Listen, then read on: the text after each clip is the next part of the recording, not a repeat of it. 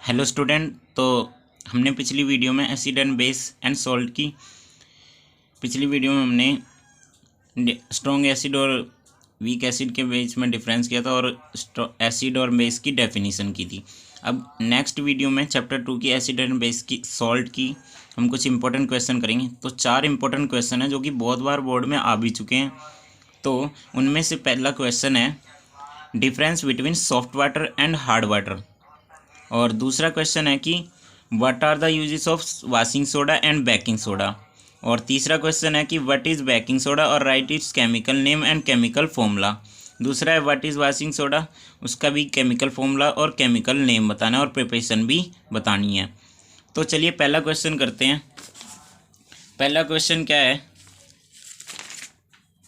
ठीक है।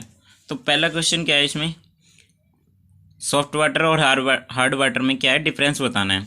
तो सॉफ्ट वाटर याद रखना, सॉफ्ट वाटर वो होता है जिसमें क्या है मैग्नीशियम और कैल्शियम के क्या हों आयंस डिजोल्व हों, यानी मतलब घुले हुए हों। और हार्ड वाटर होता है जिसमें मैग्नीशियम और क्या है कैल्शियम के आयंस ना हो, ठीक है। तो इसमें क्या है कैल्शियम और मैग्नीशियम के आयंस होते हैं, इसमें नहीं होते हैं। अब आ जाइए इस पे कि ये जो होता है सॉफ्ट वाटर, ये क्या है साबुन के साथ झाग नहीं बनाता है, और ये क्या है हार्ड वाटर साबुन के साथ बहुत ज़्यादा झाग बनाता है, यानी लेदर बनाता है। It do not form lather with soap, it form lather with soap. Next question क्या है हमारा, जो क्वेश्चन नंबर 2, वाशिंग सोडा और बेकिंग सोडा के क्या है यूजेस बताने हैं। तो वाशिंग सोडा के यूजेस क्या है, it is used as glass and soap and paper industry. अब इसका यूज़ कहाँ कहाँ होता है, ग्लास या सोप इंडस्ट्री और पेपर इंडस्ट्री, ठीक है। इसका बहुत जगह यूज़ होता है। और पहले बात तो पता ही लग रहा है कि वाशिंग सोडा है तो सोप इंडस्ट्री में तो ज़रूरी होगा। और दूसरा इसका यूज़ किस में होता है, इसको क्या है हार्ड वाटर को क्या है सॉफ्ट बनाने में किसका यूज़ करते हैं, वाशिंग सोडा का यूज़ करते हैं, ठीक है। कभी कभी देखा होगा आपने कि जब आप कपड़े वगैरह धोते हैं तो आपके हाथ काफ़ी सॉफ्ट हो जाते हैं, जो कि पहले से काफ़ी हार्ड होते हैं, वो क्या है बहुत ज़्यादा सॉफ्ट बन जाते हैं हाथ। तो इसी तरह क्या है इसका यूज़ भी क्या है सॉफ्टनिंग ऑफ हार्ड वाटर में यूज़ होता है। अब आ जाइए बेकिंग सोडा पे। तो बेकिंग सोडा में क्या है, एक तो इसका यूज़ होता है बेकरी में, ठीक है, यानी कि it is use in baking powder, ठीक है। इसका यूज़ किस में होता है, बेकिंग पाउडर, यानी जो बेकरी वगैरह बनाते हैं तो उसमें यूज़ होता है इसका। दूसरा है कि it is used as antacid to reduce acidity in stomach.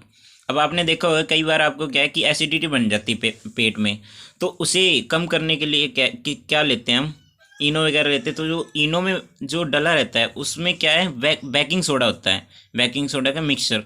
तो इसका यूज़ कहाँ पे करते हैं कि हमें जब एसिडिटी हो तो उसको एसिडिटी को रिड्यूस करने के लिए, कम करने के लिए हम क्या लेते हैं, बेकिंग सोडा। अब आ जाइए बेकिंग सोडा की, जो बेकिंग सोडा की प्रिपरेशन और केमिकल नेम और केमिकल फॉर्मूला और प्रिपरेशन बतानी थी। Next question, question number 3। तो बेकिंग सोडा क्या होता है और केमिकल नेम, केमिकल फॉर्मूला क्या होता है इसका, NaHCO3। इसको बोलते हैं सोडियम हाइड्रोजन कार्बोनेट, ठीक है, या फिर बोल देते हैं सोडियम बाई कार्बोनेट, आपकी मर्जी है, दोनों में से कुछ भी बोल सकते हो। और पेपर में कोई सा भी लिख के आ सकते हो, ठीक है, दोनों ही ठीक है, कोई सा भी गलत नहीं होगा इसमें। तो अगला क्वेश्चन क्या है हमारा, सॉरी अगली जो प्रिपरेशन है इसकी, तो वो क्या है कि NaCl और वाटर और NH3 और CO2 को क्या है रिएक्ट कर दे दिया। अब देखो यहाँ से Na और क्या है, यहाँ से वाटर में से एक H और यहाँ से CO2 और यहाँ से O, तो यहाँ से क्या ये चीज़ बाहर निकल जाएगी। तो यहाँ से क्या बन जाएगा NaHCO3।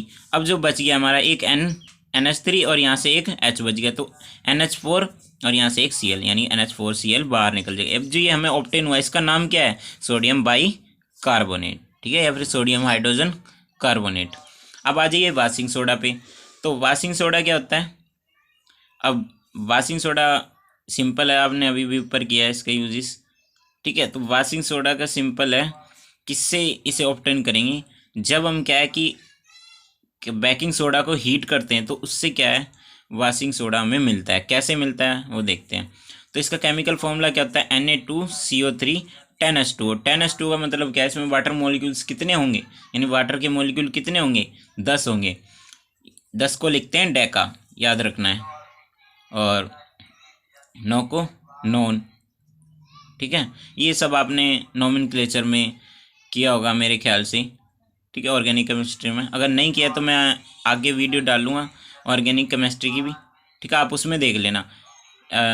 मेरे ख्याल से 4 चैप्टर है। ठीक है, आपको उसकी मैं वीडियो प्रोवाइड करवा दूंगा।